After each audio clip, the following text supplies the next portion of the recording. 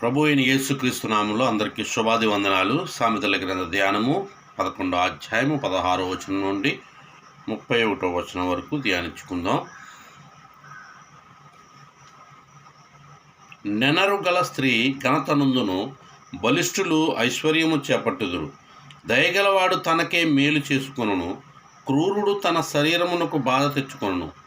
భక్తిహీనుని సంపాదన వానిని మోసము చేయును. నీతిని విత్తువాడు శాశ్వతమైన బహుమానము నందును. యథార్థమైన నీతి జీవదాయకము. దుష్టక్రియలు విడువక చేయువాడు తన మరణమునకే చేయును. మూర్ఖ చిత్తులు యెహోవాకు హేయులు, యథార్థముగా ప్రవర్తించేవారు ఆయనకిష్టులు. నిశ్చయముగా భక్తిహీనునికి శిక్ష తప్పదు, నీతిమంతుల సంతానము విడిపింపబడును. వివేకము లేని సుందర స్త్రీ పంది ముక్కనున్న బంగారు కమ్మి వంటిది. నీతిమంతుల కోరిక ఉత్తమమైనది, భక్తిహీనుల ఆశ అహంకారయుక్తమైనది.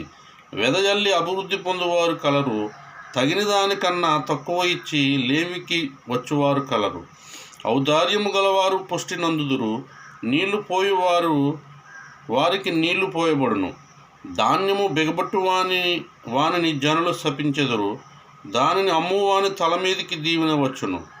మేలు చేయగోరువాడు ఉపయుక్తమైన క్రియ చేయును, కీడు చేయగోరు వానికి కీడే మూడును.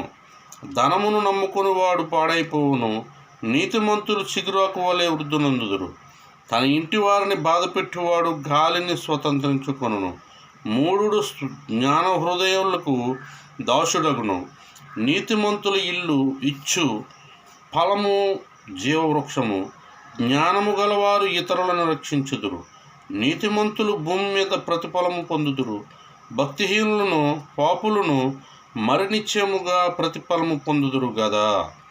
ఈ వాక్యము దేవుడు దీవించి ఆశీర్వదించునుగాక. ఆమేన్. ప్రార్థన. మహాపరిశుద్ధుల మహోన్నతుల సర్వశక్తిమంతుల నీ పరిశుద్ధమైన నామమునకు ఘనమైన నామమునకు వందనాలు స్తుతులు చెల్లిస్తున్నాం ప్రభువా. తండ్రి ఉదయకాల సమయంలో ధ్యానించబడిన సామెతల గ్రంథ ధ్యానాలు బట్టి నీకు వందనాలు స్తోత్రాలు ప్రభువా.